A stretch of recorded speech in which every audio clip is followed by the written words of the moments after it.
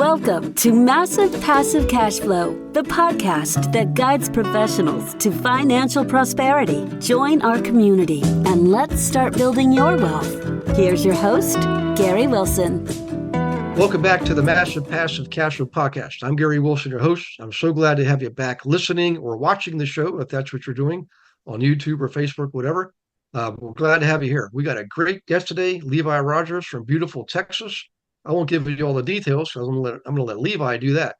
So first thing is, Levi, thank you for doing this, man. I know you're a busy guy, and I know how lucky we are to have you, and we appreciate you coming on to share what you know in the world of real estate with our listeners, No, hey, I appreciate it. Thank you so much for having me on as well. I look forward to our discussion today.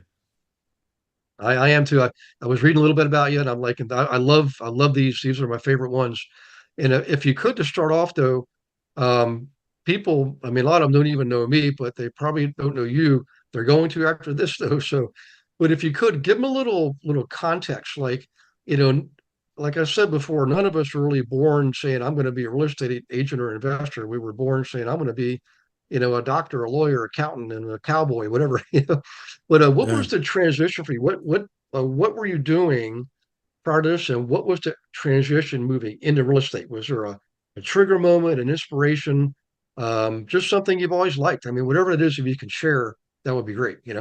Yeah, Gary, I appreciate you asking that. And, for me, I had no idea that I was going to be a real estate agent. And honestly, it was the last thing in the world that was on my mind. I always thought that I was just going to continue with my military service into some sort of government job afterwards. I was an Army Green Beret. Never thought that I would get into business and specifically real estate. But yeah, as I transitioned out, I had a very unique situation happen to me to where I realized that the 30 seconds of honesty from a real estate agent, a complete stranger, like totally changed my life. And it was one smart decision at the advice of a complete stranger, a real estate agent in Fayetteville, North Carolina. Helped me out when I was a 21-year-old young kid. That man, Gary Langdon, giving me good, sound, solid advice, shaped the future of my life. I didn't realize it till 12 years later. But that specific reason and the learns that I got from that situation is the absolute reason why I decided to get on Google one day and say how to become a real estate agent. I wanted to replicate what Gary did for me, but for others. And so that's the why. That's how this all happened. So what you're saying is, dudes named Gary in real estate are pretty awesome guys, huh? Yeah, absolutely. 100%. Yeah. I've actually been to Fayetteville a number of times. I taught a class there twice, teaching agents how to work with real estate investors. And of course, Right. Fayetteville's got a lot of investors because of the Yeah. huge, Fort Bragg's one of the largest military bases there is. And in any case, wonderful area. Okay. All right. So that helps us a lot. Now, so I'm gathering somehow or another you found your way over to Central South Texas, if you want to call it that, San Antonio area. Did you start practicing there, or did you start practicing back in Fayetteville, or what? Tell me a little bit about that, if you don't mind. Yeah. So how I got to San Antonio is I was wounded very badly in Afghanistan in 2009. And so I was stationed in Fort Bragg, North Carolina, Fayetteville, and we deployed to Afghanistan. And in September of 2009, everybody in my vehicle, with the exception of myself, was killed. I wake up from a coma 6 weeks later in San Antonio, Texas, at the burn center. And so as I transitioned out in San Antonio, I fell in love with the city. And I said, I want to go ahead and raise my family here, have a better opportunity at life for my kids in a bigger city. And so that's when I made a decision to stay in San Antonio. And when things started going in a bad direction for me with my transition, that's when I was put in a position I needed to sell my first house that I bought, which happened to be in Fayetteville. And how I explained earlier, that's when I realized just the foundation of that good decision from that one guy, Gary Langdon, that really came to benefit me 12 years later. You mentioned earlier when we were talking that you buy real estate and wait, and this is a perfect example where one young guy, me, used a $58,000 VA loan, and when I needed it the most, walked out with like $150,000, paid down all my debt, and inspired to get into this game. And so that's how it happened here in San Antonio. Well, I love the story, and I appreciate you sharing the story, and I appreciate your service. And I think I speak for a lot of people when we say that because we mean it. A Thank lot you. of us come from military backgrounds, either directly or indirectly, and I'm glad that the country's come a long way since I was a kid as far as being appreciative. Yep. So thank you for that, and thank you for sharing. And I love the fact that you start out 58,000 VA loan and you walk Yeah. away 150. That's a great story in and of itself, man. So Right. so yeah, so okay, you moved to San Antonio. Now I'm gathering you worked for another brokerage at first. You probably got your license, joined like a team or local brokerage. Yeah. When did you think about joining or creating your own thing, your own team, your own business? How did that come about?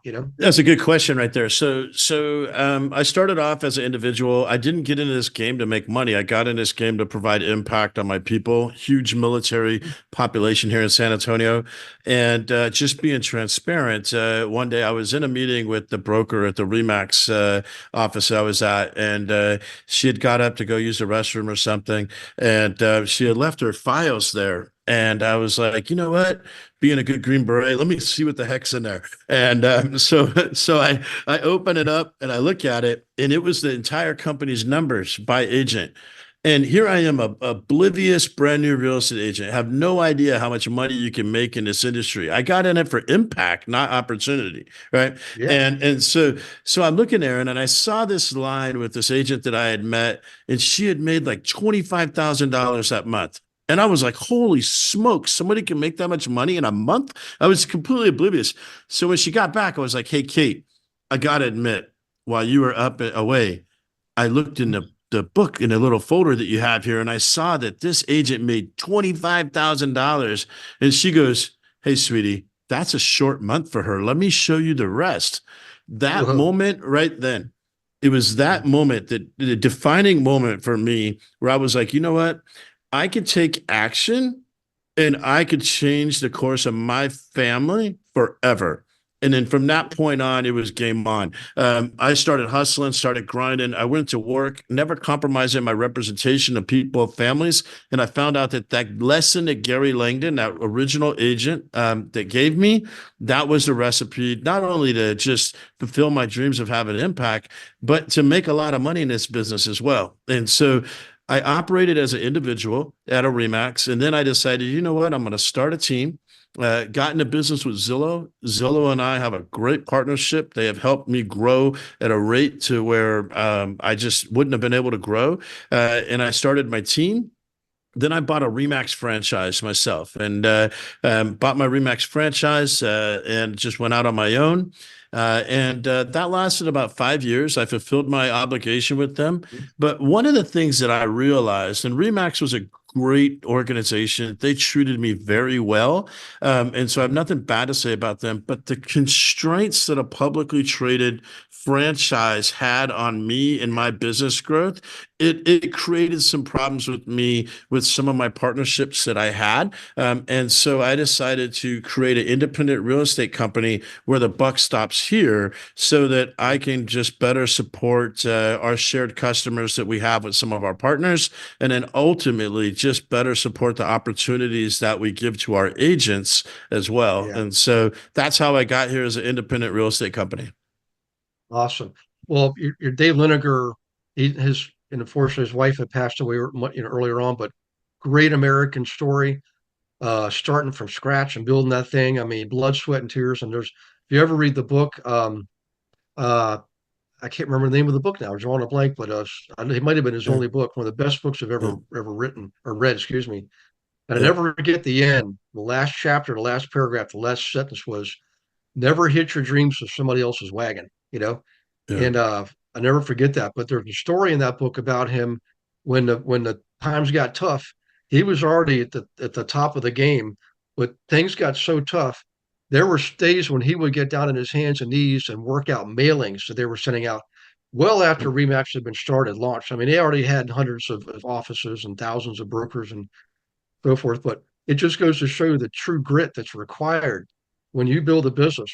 You're going to have there are going to be days when you get the bear. There's going to be days when the bear gets you.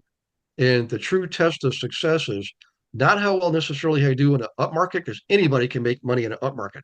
It's what Absolutely. happens when the poop hits the fan, you know? Yep. And you gotta 100%. yeah, you Yeah, gotta you hustle. know, So you yeah. you mentioned Dave Liniger. I've got a tremendous amount of respect for that man. I've had the honor to meet him. And when I was up there, when I did a Remax franchise school, years ago, Dave Liniger, every morning is the first one to get there and the last one to leave. Like, Yeah. impressive. Right. I wonder if he didn't serve at one point, because that's a characteristic of somebody who's been the leader, in the military. First Yeah, in, he's a last out. Vietnam veteran. Vietnam veteran. Is he? Oh, awesome. I'm not surprised at all, Yep. man. I Yep. got to meet him too we were at a big event in Anaheim, California. There was a book called 3 Feet from Gold or something like that Mhm. that was rolled out. Eric Green, I think, was the in any case, while we were in the red carpet district together, somebody said, "Hey, this is Dave Liniger." I would never introduce myself, and I already have my own independent brokerage. And he sat in the front with me. We had the best time. Um, and then there's a lot of good companies out there. The reason why I don't really brand my brokerage on the podcast here, I mean, there might be some intros and outros, is because I wanted to showcase real good stories. And Mm. every brokerage has something to claim the fame, something they're good at, or they wouldn't be here. So I don't ever participate in bashing other brokerages, because you know Right. what? They're doing something right. Let's find out what that is and learn from them. So in any case, you did what I did. I eventually built my own brokerage, and we get this. We launched it in January, the first business day of January 2nd, 2008. Right at the bottom, the worst recession was just crushing people, and we grew sixfold in the first 3 years. We went from 0 to 50 agents, and I didn't Mm. think it was anything spectacular. I was just trying to make it work. I didn't look at any statistics or anything like that. But tell us about your story. Well, your brokerage, what is it about your brokerage that would attract certain people? Is there like a mission, your values, your purpose? Tell us about that. Well, I think that it's a multitude of things. One, at the end of the day, we give a lot of business opportunities and referrals to our agents. Like we could have the greatest culture in the world and the greatest systems and processes and so forth. But if the agents aren't finding a way to, make money with you, they're probably going to go find that somewhere else, because there's a lot of great brokerages out there with great cultures and stuff. And so, I've got great people. I've got great systems, trainings, processes, wonderful partnerships. I mentioned the partnership with Zillow as well. That's been a huge in our journey. But teaching our agents how to get face to face with a customer, how to convert that customer into a client and earn a client an opportunity for life is one of the things that we are really, really good at. We have a lot of training and then engagement from the leadership, myself included. I run a weekly training. I'm all in our Slack channels answering questions. We've got over 300 people in our organization, and pretty engagement. I think both directions. We ask our agents to be engaged, but our leadership's equally, if not more, engaged. And I think that's a big thing that our people want. Yeah, yeah. Well, that's awesome. I mean, that's how you succeed, is it leadership. You know, I'm the same way. I still today I coach everybody one on one. I mean, I know people tell me, why don't you slow down? Like, I'm having way too much fun. I love what I do, and I got a Yeah. lot of gas in the tank. Like, I mean, Lord willing, I'll be here in another 20, 30 years. We'll see. But the thing is when you bring in new agents, they need that engagement at the deepest levels, because otherwise they're guessing every decision. Remember this, everybody here listening right now. If you're a leader in your brokerage, trainer, owner, whatever it is, remember what it was like when you were new. Every decision you're making is the first time you made that decision, right? And it's easy, just as easy to get it right as it is to get it wrong. So as a leader, provide give them, put the arm around your arm around their shoulder, give them some direction, walk with them. Here's one of my famous sayings. I can stand on the other side of this river and holler to the other side. Everybody's, hey, this is just swim across. You're going to be fine. I'm going to tell you how to do it. But what a real good leader does, they go across the river to where they are, the people they're trying to coach and train, and come back across with them hand in hand. You Yep. show, you demonstrate it. You lead by doing. And I'm telling you, Yep.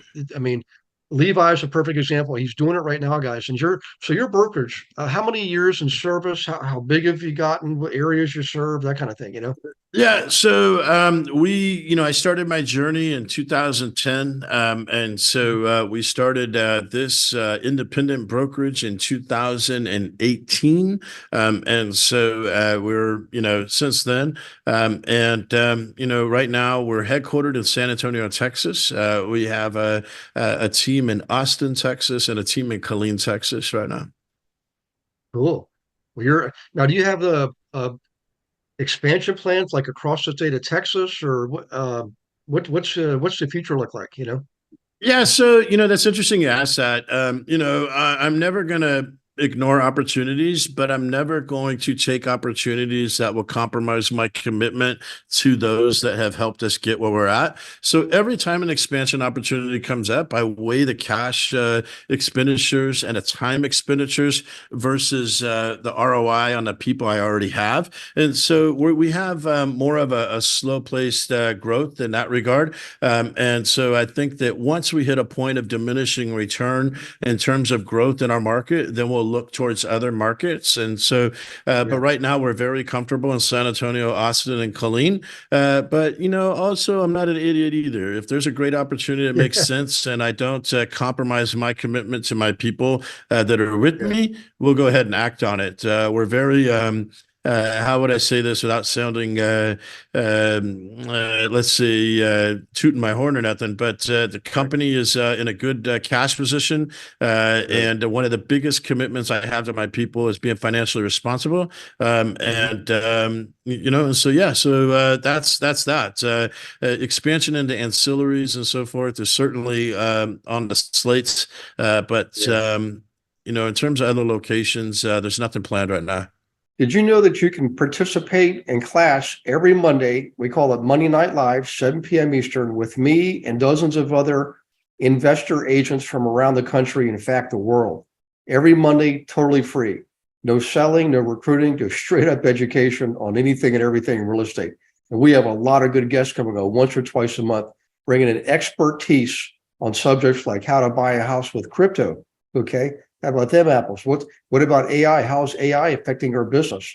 How about the metaverse, blockchain processing? We're already using it in title work. So come on to Monday Night Live. Be ready to take notes and ask questions because it's live and engaging, and you get to participate by asking questions and meeting others. So we'll see you there. Go to GaryRealEstateWithGaryWilson.com. Click on the resource tab, drop down, and you'll see Monday Night Live. And in there, you can see one of the most recent classes. But more importantly, you can register for class as many as you want going up to like the end of the year, I believe. So in any case, do that. We'll see you on Monday Night Live. Look forward to meeting you in person. Take care. Yeah. Well, I mean, if you look at the United States, not only is Texas right now still one of the go-to states. I mean, look at how many people are coming in there from California, Illinois. I mean, New York. I mean, it's just like I know what it's like because I've been going there since the 80s when I was a kid right out of college. It has really changed. It's really grown. But within the state where you are, San Antonio, Austin, can't get any better. I mean, I love Houston, I love Dallas, DFW area. And I've been all the way out in the boonies. I mean, El Paso and Midland and, Abilene and, I can't even remember Amarillo, you know, Yeah. but where you are, and you've got a lot of those tertiary towns too. I mean, New Braunfels, Fredericksburg, Temple, Yeah. great areas for people to expand into. Like if you're living and working in San Antonio or Austin, I mean, you've got Lake Travis nearby. There's so many wonderful communities out there. I know the pricing's got a little crazy, particularly in Austin, but just go outside. Everybody listen here. You reach out to Levi Rodgers. And then I'm sure will you guys go out to some of those smaller tertiary towns, like Yep. Temple and okay, awesome. Yeah, we're all over. So what's interesting about our company is that because we have, we've got a little over 300 people, we can cover anywhere from very, very south San Antonio all the way to north of Killeen, Texas. So that 35 corridor, we've got coverage throughout it. And, that's one of the reasons why, our partnership with Zillow's thriving because, they've got a lot of customers in those areas as well that we're able to help serve too. So Nice. Well, you yeah. certainly got a really good thing going on there. Now, as far as like timing, it's kind of like a weird question, but that's everybody's always asking, well, what do you think is going to happen? Because we had 3 years of massive price increases, followed Yeah. by now, probably 2 years of rate increases. And but what I'm seeing is people did hold back, and all of a sudden, it seems like in the last couple of months, people are tired of waiting. They're like, I'm tired of waiting. I'm just going to buy whatever the price is, whatever the rate is, whatever I can afford. I'm just going to buy. So we're seeing an uptick in new construction for the first time in quite a while. Yeah. Thank goodness too, because man, we need it. But as far as timing, what are you seeing macroeconomic wise, and then timing as far as people's own personal circumstances? Like two people that just got out of college, they got married, they want to have a child. You know, they have good jobs. Why not buy? That's my thought. Why not buy a house? But so timing is really two parts. Where what you think may happen. And by the way, Levi, I just want to promise you, it's not a test. Nobody's going to say, "Well, Levi said rates are going to drop." Or we're not. We don't do that. We just Yeah. like getting people's opinions because what I think is just one opinion.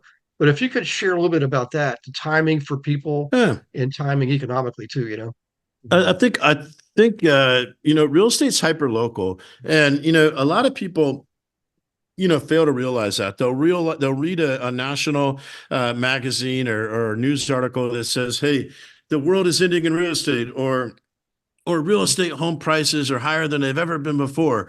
Well, the problem is that real estate's hyper local. What's going on A Street in San Antonio may be different than what's going on in B Street. Like you never know. And Yeah. so in terms of let me talk to San Antonio because that's by far where we do the most transactions and have the most data to most people. The big thing that's going on in San Antonio right now, you mentioned it already, is a new home construction. And so right now we're seeing new home construction. I just looked at this last week, to where 5-1. Like if we look at median home value compared to an existing home, new construction is outpacing existing home sales by 5-1. And so that can yield Nice. opportunity and yield problems, right? The fear on that is all the existing home sellers that need to move. They Mhm. may find themselves in a problem competing with somebody that has a lot bigger pockets and a lot more Mhm. resiliency to the market changes. And so, it's hard if you're the Johnson family to compete against D.R. Horton or Lennar. They're probably going to win. So the other thing too, you mentioned earlier about interest rates. I think that the initial shock of interest rates is over. Interest rates shoot up like a rocket and they fall like Mhm. a feather, right? And so, Yeah. like, I think that our country is like, okay, rates aren't going to change drastically anytime soon. I want to buy a chunk of America. I believe in the American dream. I believe in its benefits. And you mentioned it earlier, you buy to wait. You may buy a house year one, and if you go to sell it year two, well, don't be surprised if there's not a huge upside gain on it. But Yeah. if you hold that for 20 years, you're Mhm. going to make a lot of money. You're going Yeah. to do well. And so there's also a lot of opportunities in this market right now. There is a tremendous amount of cheap paper sitting on homes right now. What I mean by that, there's a lot of low interest loans out there. Mhm. People still need to move. And with the fact that the new home construction is kicking existing home construction's butt right now, right? At least in my market, at least in San Antonio, there's a lot of opportunities with some of those cheap notes to do some of the non-traditional financing, whether it be sub two or wraparounds. And so we're seeing people jump into assumptions as well. Yeah. So there's a lot of opportunities in the San Antonio market, whether you're looking to buy and live or you're buying and invest. San Antonio is a great place. The other thing Yeah. about San Antonio, this is Military City, USA. Unlike some other cities that, are affected by maybe a news article or something, tech is going bad or tech is going good, in San Antonio, military, medical, government-based Mhm. economy, like when Yeah. things go bad, things go good here. And so, Yeah. we've, Yeah. so I think that it's just a great place to buy and sell real estate. We're never going to have, 15 to 20% year over year gains here, but 3% year over year, little engine that could, that's definitely something that you can expect by buying in San Antonio. Yeah, I agree. One of my old rules for myself, I'm an investor by trade. That's really what I am first before even I'm a real estate broker. But Mhm. I learned that if when I go to a new area, I look to see if they have three stable industries. They can have more, but if they have less, man, it better be a very compelling value proposition. But I like military bases. I like hospital systems. I like university systems, high tech, high finance, any two or three of those five things, and there's others, but those are the biggies. You're probably going to be okay. Yeah. Even entertainment, believe it or not, entertainment has been one of those industries that through recessions and depressions has always stood tall. People still want to Yeah. be in it. They want to go to a movie, they want to drink a beer, they want to have fun. But military, I know there were some base closures in the last, whatever administration that was. Don't I'm should never say this, but I'm willing to believe, I believe in my heart, we're going to have an expansion in the military, and it's probably Yeah. going to be happening over the next few years. Number one, we need it. But number two is, the technology is phenomenal in our military today. When I was a kid, I mean, I was going to go Navy. My dad was like, "Why you want to do that? They got the oldest computers between all four service branches." I was like, "Okay, I won't go Navy." so, so I went to work for the Air Force, and then I went back and worked for the Navy. But in any case, those if you have three industries like that that are almost recession proof, you're going to have a good time with your property values and a good time investing. Hey, speaking of investing, what's do you work with many investors out there, or what's the environment like when it comes to that right now? Yeah, I mean, we work with a lot of investors. I myself am very, very fascinated with investing in real estate. I run a educational series in my company called LRG Buys America, to where on a monthly basis we coach our agents because one of the biggest things that I absolutely hate in this industry is that agents will spend a whole career helping people and families find home. They'll spend a Yeah, whole career helping investors win.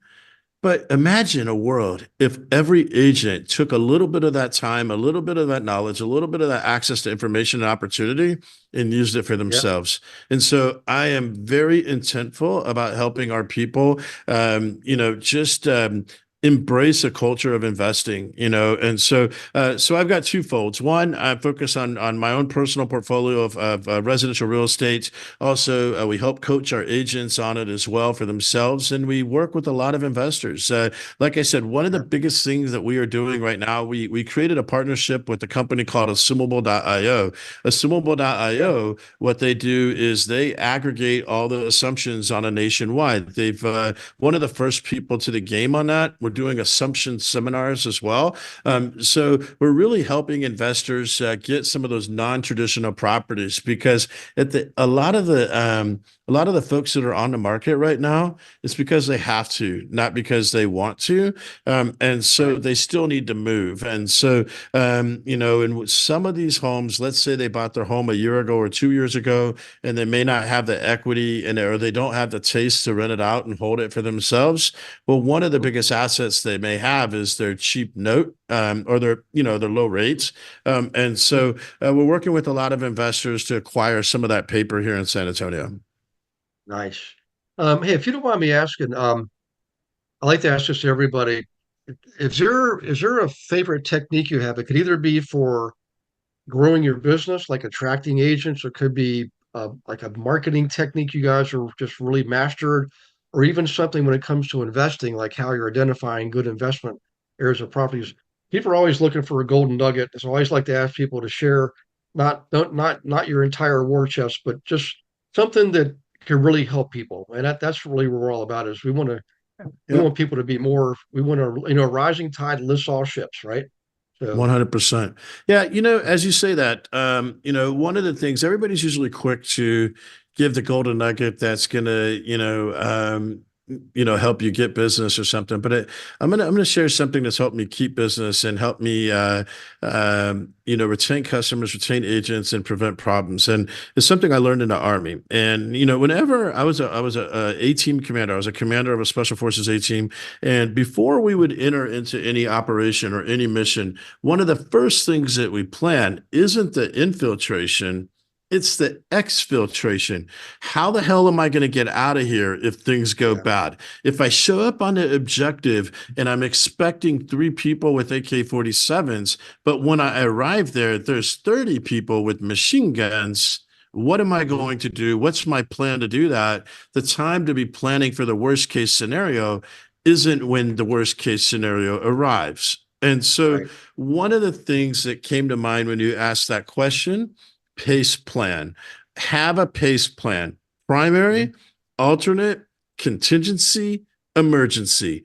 And I'll say that again for everybody because this yeah, one usually gets people when I tell them. And so, I would have a pace plan in all my military operations that I would plan. And I have a pace plan whenever I help a buyer or a seller or whenever I help somebody buy an investment property or I buy one for myself. What am I going to do if this thing goes bad? Right. And so, yeah, primary, alternate, contingency, emergency. Have a place plan in all that you do in business and life. And I think that you'll protect yourself a lot better. yeah. I like that. It goes a lot deeper than mine. Mine's usually like plan A and plan B. Well, here you've got primary, alternate, which is an alternate to the primary. Obviously, it's not like your time to throw up the right flag and run. Contingent, hey, we're still in the game, and then emergency, yeah, it's time to whatever it takes to get to the next day, you know. Yep. Yeah, So absolutely. That's your bug out plan. That's you grab your bag and get the hell out of there, right? And yeah, and so what's interesting is that I don't have a college degree, and mhm, I've never really had any formal, professional college education. But what the military taught me applied right in the business world, it has yeah, changed my life. It has changed my life. yeah. Well, I tell you what, I agree with you 1000%. I mean, of over all the years, it's been 38 years now. Hard to even say that. 38 years since I bought my first property, and it was in Virginia Beach. It was, I was still commuting across the Hampton Roads Bridge Tunnel to Fort Langley Air Force Base. But my college roommate and I, Socrates, his parents were Greek, of course. His dad was a Greek immigrant. He helped us buy our first house, a 4 bedroom, 2 bathroom rancher in Virginia Beach. Forget this, 63,000 bucks. Wow. An area called Kings Grant. Now the house is probably 600, $700,000. But in any case, we rented out the other 2 rooms, and his dad never gave us a dime. He didn't give us the fish. He taught us how to fish. And we Yep. assumed the owner's first mortgage. It happened to be he was active duty Navy, so we assumed his VA mortgage. Back then, you could assume them non-qualified. Nowadays, VA, USDA and FHA are all fully assumable as long as you qualify. And on the Yep. VA side, though, got to remember, guys, if you're non-military and you assume a veteran loan, a VA loan, that that active duty military person or retired or whatever, their eligibility stays reduced by the amount of that. You have to refinance at some point to free up that eligibility. If you are a veteran, that does free up the selling veterans eligibility. So just Yep. keep those points in mind. But the thing is, I never forget Mr. Demet. We call him Mr. Demet, short of whatever his Greek name was. He had told us this thing. He said, "Look, what is your plan for getting out of this?" And we're like, well, "What are you talking about? We don't plan on getting out of this at all." He said, "No. What if you get married? What if you get divorced? What if one of you dies? What if you lose a job? What if you all of these things?" We're like, holy crap. So he prepared us well. And so we went to go to see the attorney. We were prepared with a document that said this is what we're going to do should these life events occur. And one of them did occur. I got married. I shouldn't say, I was going to say I was a dummy. I'm not the dummy. She was a wonderful woman. You know, in any case, I got married, and Socrates ended up buying me out a couple years later. It was a very smart thing to do because I eventually did go through divorce, And but at the same time, it allowed me to buy another house down there near Dam Neck Fleet Combat Training Center, and that one turned into a nice winner. And then and the rest is history from there. But real estate investing, guys, Levi broke on this, guys. If you're listening, please remember this. You know, I'm not the only one. Levi's not the only one. All I know is the really good brokers that I've ever worked with always had as part of their model education when it came to investing, because usually agents I meet who are not in one of those brokerages don't have a plan B. They don't have a Yep. retirement plan. They don't have pace. What they have Yep. is, I've got to go out tomorrow and knock down a transaction. That's what they're thinking. Don't be that way. Listen to Levi. So Levi, I know we're getting short on time, and I could just keep going, man. I'm probably going to Yeah, invite you to teach one of my Monday Night Live classes, as let's do it. you got it. You're exactly the kind of person that I look for. We're so much alike. But how can people get it?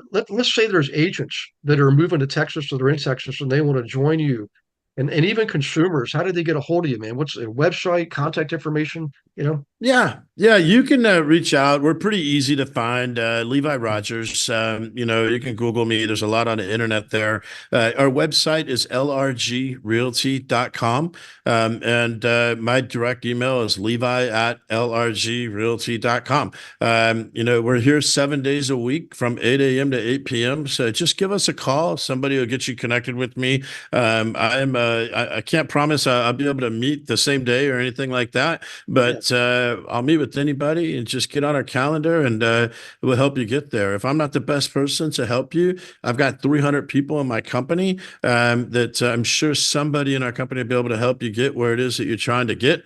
And if we're not the best organization for you, if you're a real estate professional, that's okay too. I'm sure that the time spent together would be worth it for both of us, and we go from there. Life's too short to be poopy pants about things, and you know what I mean. And so, I love this business. Every day I wake up is a blessing, and I really found an industry that I enjoy. It's not work to me. I really enjoy this industry. Yeah. It's great for entrepreneurs because every day is different, every client's different, every property is different. But it's like fresh every single day. I got Yeah. one more final question for you. We'll wrap this up. I like to ask this of everybody.